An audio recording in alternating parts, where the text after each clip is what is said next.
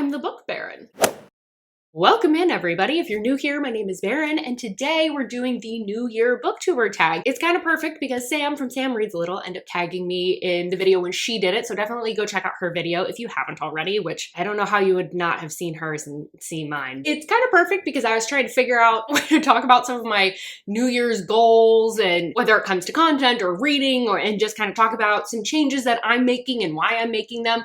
But I also didn't know how to format it, and here we go. Huzzah, I don't have to think about the formatting at all. So I'm very excited about that. I am just all cozy. Ugh, and unfortunately, this fuzzy on my sweatshirt is going to be hanging out with us for at least part of the video. I can't be bothered to refilm, so it shall remain for your viewing displeasure. So sorry to the eyeballs that are offended by it. Anyway, back to it.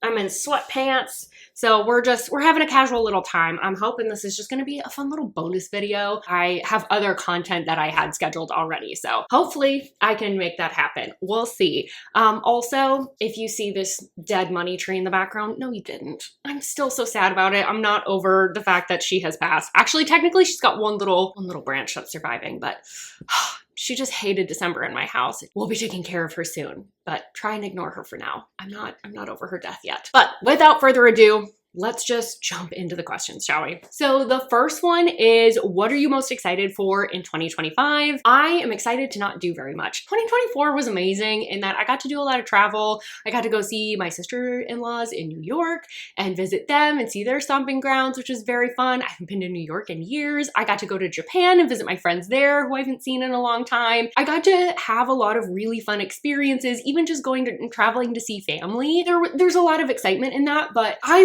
really burned myself out pretty hard because it's really hard to travel that amount, keep up at work, keep up on YouTube, feeling like I have any time to relax, still try and hang out with my friends. And so for 2025, I'm just really excited not to do very much, honestly. I just want to be home, get back to some old hobbies, get back in a routine, eat home-cooked meals, not live out of a suitcase. Because I just find that like when I'm in a good routine, when I'm at home and I'm like in my element and I'm just kind of plugging away, I just find that I'm a lot more disciplined in every area of my life and I don't let things slip as much, and like my mental health is better. So I'm just really excited to just really get back in a routine and be home. The next question that I have is, do you have a Goodreads challenge goal and why that number? This is something that I honestly have never done. I'm not setting a number goal this year at all. In fact, I don't think I'm setting any numerical goals of any kind when it comes to reading. This past year, I went through a pretty significant slump. I've always said that the number doesn't really matter, and truly it doesn't. But the problem is I'm a person that likes to achieve things. And when I feel like I'm not achieving something, I have a really hard time with that. It's part of the reason that I've had to back off of other hobbies, actually, is because I turned it into like a second job. It's one of those things that just subconsciously kind of impacts me, even though I'm like, it's okay if I don't make it. It's not a big deal. Nobody cares but me. But like when you see that you're X number of books behind every time you go into Goodreads, it gets in your head a little bit. It doesn't feel great to see that all the time. And then the kind of the defeated feeling of like having to lower the number just so you know you can achieve it feels kind of crappy too. It just kind of subtly deterred me from reading bigger books. I always felt weird about like marking DNFs because I was like, well, technically I didn't read it all. Should I mark it as read? And it's like, well, I want it marked as read so I don't pick it up again if I didn't like it or I didn't enjoy it. I want to kind of remove all of that and just focus on like the joy of reading this year. The next one is list 3 5-star predictions. And I gotta be honest, I have not been very good lately about tracking upcoming releases. So I know Elle Mitchell has said that she'll have 2 releases this year. I don't know anything about them, but it's Elle Mitchell. So the likelihood that whatever she ends up releasing is gonna be a 5-star is pretty high. The other one that I'm putting out into the universe, because I think this is the year that we're getting this book. There's nothing to confirm this. I just know that Liza James has been working on The Madhouse Part 2 for a minute here now. I know she's slowly kind of working herself back into writing. She had kind of, I don't know if she officially took a break, but I know she hadn't been putting out many releases or any releases. I know she's been working away on it and she's been releasing some little snippets, and I know that book's gonna be a 5-star. I know it. But that said, I don't know for sure that it's gonna release, but I'm putting it out into the universe. We're gonna get part 2 this year. We're finally going to get the conclusion to that cliffhanger. Oh, look at me waving my hands around and just lying to you. So I'm actually tracking a lot lot of different releases, and just some of the ones that are coming soon. Jennifer Hartman has a release. I think it's called Irrevocable or Irreversible. I don't remember. It's coming out on January 30th. It's supposed to have like some kidnapping. It sounds like it's going to be similar to Still Beating. I could not be more excited. That's a 5-star prediction for sure. Celia Aaron, House of Night. She just announced this. It's supposed to be like this gothic dark romance. It's coming out, I think, on March 4th. And then, oh my God, one that I've been waiting forever. Regina Black is releasing her second book, August Lane, on July 29th. I've been so excited for this one for a minute. This is about a Black country singer, and I'm so excited to see what she does with this one. But yeah, look at me waving my hands and just talking absolute nonsense when it turns out I was tracking a lot of releases I'm very excited about. Anyway, back to it. Next up is, what genre, subgenre, or trope do you want to read more of in 2025? And I have 3-ish answers, so I'm a little bit nervous about this first one. I do want to try and pick up more fantasy romance. The caveat being, I don't think that I'm going to pick up a ton of it. I do want to pick up more though. Right now, I feel like the publishing houses have figured out that fantasy or romantasy sells well. And so they're just pushing out a lot of shit that all sounds the same. So I know that I'm going to have to do some digging and find stuff that's more unique. But in particular, one kind of like trope or subgenre within there that's really working has been more like Viking, Norse, barbarian style fantasies. I looked over the past couple of years, and those are the ones that tend to hit for me. Those are the styles that I'm probably going to target when I go after fantasy romance. Because honestly, part of the reason I haven't really read much of it in the past couple of years is I feel like all the titles look the same, all the synopses sound the same, all the covers look the same, and so nothing's been pulling me in because it all sounds like a recycled version of something I've already heard of before, which, I mean, it's great. If you end up finding like a trope within there that you end up liking, it's great because there's so many different versions of it that you could potentially read. But for me, I was like, I'm not finding anything that's really speaking to me anymore. The other genre, subgenre, I guess really, is mafia romance. Oh baby, is she back? I forgot. No, I didn't forget. I kind of wrote off mafia romance for a while because I had tried to explore some new to me authors after burning through some backlists of some of my favorites. And then, you know, just hit some wild stinkers, some really bad ones where you could kind of tell that they were written to the trope. And that was hard because at that point I was like, oh shoot, I guess I don't like mafia romance anymore. Or at least that's what I thought. And I actually made a concerted effort to stay away from it because I was like, I've read what I've needed to from that subgenre. I'm ready to move on. And after reading more mafia romance recently, I'm like, oh damn, I still really love mafia romance. I need to get back to this. And I kind of realized that I was actually holding myself back from reading certain authors or reading certain books because I just told myself that I hated mafia romance now. I've got a whole list of authors that I've subconsciously been keeping that I've wanted to try, and I'm letting myself loose on that. And then the last one is I do want to continue to try and figure out my historical romance taste. I don't think like the regular ones that you get from like Lisa Kleypas and the Tessa Dares of the world work for me, but I feel like I'm so close to figuring it out. I did a vlog exploring my taste, and I definitely need something that has more plot than is character driven. So I at least identified that. But I'm still not connecting with historicals in a way where when I read them, I get lost and swept up in the story like I used to. I'm still too conscious that I'm reading when I read historicals. It's part of the reason that I haven't picked up more, but I think now that I'm out of the slump, I'm feeling better. I really want to reconnect with that genre. I think it's kind of like fantasy romance, one that I used to love. I'm gonna have to dig a little bit more because what's out there or what's really popular with everybody else just isn't what hits with me. And so that's kind of true of most books, to be honest. So I'm gonna have to just do a little bit more digging and maybe find something that's a little bit more unique. The next question is, what trope do you think will be most popular in 2025? Fantasy romance is going to continue to reign supreme. There's too many series that are really popular that people are in the middle of for this to really die off. I think a lot of the publishing houses are still cranking out a lot of books in this area. I do think though that we'll probably see some shifts here. I think we are kind of hitting the saturation point. I think we are going to max out sometime this year. Not that it's going to be this dramatic drop off or that all of a sudden nobody's going to be reading fantasy romance, but I do think that the tides are going to start to turn. I do think also along those lines, like people are going to start to seek out something slightly different. So I think we're probably going to see a rise in paranormal or like cozy fantasies because people want not the same recycled fae fantasy romance story stories over and over again. Because I think a lot of the people that were brought in by those books will have read enough of the same story at this point that they're gonna want something different. I also think we're just going to start to see a slow decrease and maybe something else kind of rise up in its place. I think we're also going to continue to see a lot of small town romances. I don't really see that changing. I think what we're going to see though is that the subgenre of cozy mysteries with a romance is going to be a subgenre that's going to become more popular, because I feel like I've been seeing that more and more lately. I think just in general, we're just going to see a lot of like things that are like more cozy and feel good, because I think people are really going to need the escapism in the next couple of years. All right, next up, name 3 bookish goals for the year. So the first one, I really want to strive to just keep reading fun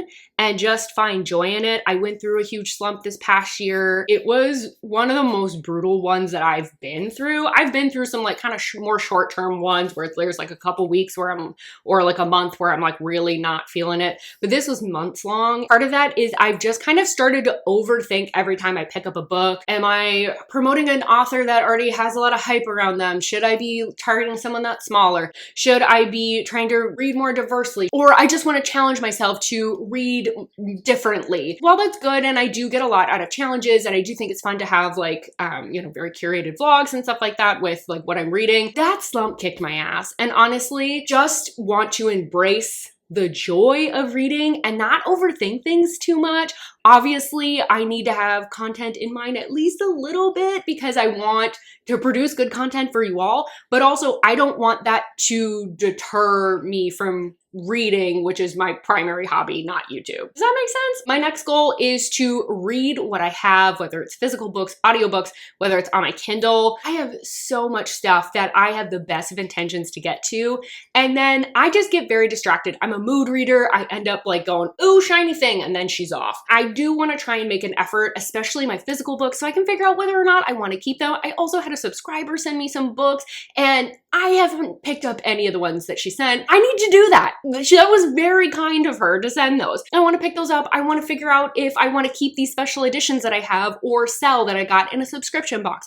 I need to figure out if I want to bring the, the regular editions to a secondhand bookstore so I can sell them. So I just want to like clear off some of my shelves. I also just need to clear out my Kindle. I need to stop stuffing my Kindle. I need to stop downloading free books that are in newsletters. I need to stop subscribing to newsletters from authors. So many when I was looking through the deep, dark depths of my Kindle that I was like, oh yeah, I really was going to read that book. And I just need to honestly go through and delete some books off of my Kindle too. That's another issue. I think I'll probably make that a video coming up here and we can go into the deep, dark depths of my Kindle library because it's weird down there. And then also there's a lot of audiobooks that I've purchased that I just haven't listened to, and some of them are just because I want to be able to reread books. I need to read what I have. I probably need to cancel my Audible subscription and just read what I got that I have purchased in my library. And then the last one that's like tied to book stuff but not necessarily directly is I just want to be on social media less. Why, hello. Yes, it's me again. Hi. So I wanted to clarify that all these accounts that I'm talking about for social media, it's all book social media. So it's not personal stuff. Okay, hopefully the rest of this makes more sense. And I didn't confuse you more. And that includes Goodreads. I logged out of Threads probably about midway through last year. Best decision I've ever made. I don't know why I ever made an account in the first place. It's just people complaining. It's awful there. Instagram, I think I just really need to limit my time. As I want to keep up with my friends and I want to be able to interact with friends because a lot of times that's the only time that I get to chat with them regularly. If I'm on there too long, eventually you end up getting into someone's story or someone's post of like some drama or something they're pissed off about. And the thing is like, people are passionate. There are things that are shitty that are happening in the community, but also it's hard to ingest that on the daily. And I think it just kind of puts me in a bad headspace. And the reality is if it's actually important, if it's actually relevant, I'll find out about it eventually. I don't necessarily need to be scrolling on the daily in order to like keep up with everything and like find out what the latest is or keep up with the drama or whatever it is. I don't need to do that. So I definitely want to limit my time there or just use it more wisely and really just focus on the people that I love and care about that are on that app. And then the last one is actually, I need to spend less time on Goodreads. It's not like I use Goodreads like social media, but I sometimes do scroll through because I like seeing people's reviews, seeing what people are reading, what people are liking, because a lot of times if we're friends on there, like we usually have somewhat similar tastes. Lately, I've just been finding that bad ratings that I see on there kind of get in my head sometimes, especially if it's about a book I like, because then I'm like, am I recommending a bad book? And I'm like, no, you liked it. People just have different opinions about the same book. That's okay. But I'm almost scrolling through it like I would Instagram or like some other social media feeds. And I'm like, I need to just use it for tracking. That's what it's supposed to be for. I don't want to use it as another social media. Bonus one, because I'm feeling generous. Gross. Who let me sing? That was horrible. I don't know who let me do that. Hi. So I do have one more that I was having a hard time articulating, and so I had initially cut it out of this video. Now that I figure out how to articulate, I want to include this one, which is that I want to DNF books that I think are actually good. Like, there's nothing wrong with the writing. I think the storytelling is fine, but I'm not excited about the book. I think sometimes I hesitate to DNF those types of books because I'm like, this objectively has nothing wrong with it. I just don't care. I'm just not excited. And I think that those are the books that I struggle to DNF the most and the ones that cause me to get slumpy. If at 30% I'm not excited to pick up the book, I should just DNF it. I don't have to point to anything. I can simply just point to the fact that I was not excited about the book. I feel like sometimes I get hung up on DNFing those books because a DNF feels worse than giving something a 2-star, a 3-star, because I'm like, you couldn't even make it through. That's how horrible it was, right? And that's not true. Sometimes there are good books that I'm just not jiving with, and there's nothing wrong with them other than I just don't care. Beauty of that is if I DNF it and at some point I'm like, you know what? I actually do think that sounds like a good book right now. I can pick it back up and know that I'll actually be in the mood for it at that point. That is my last goal, that I have a bonus goal, if you will.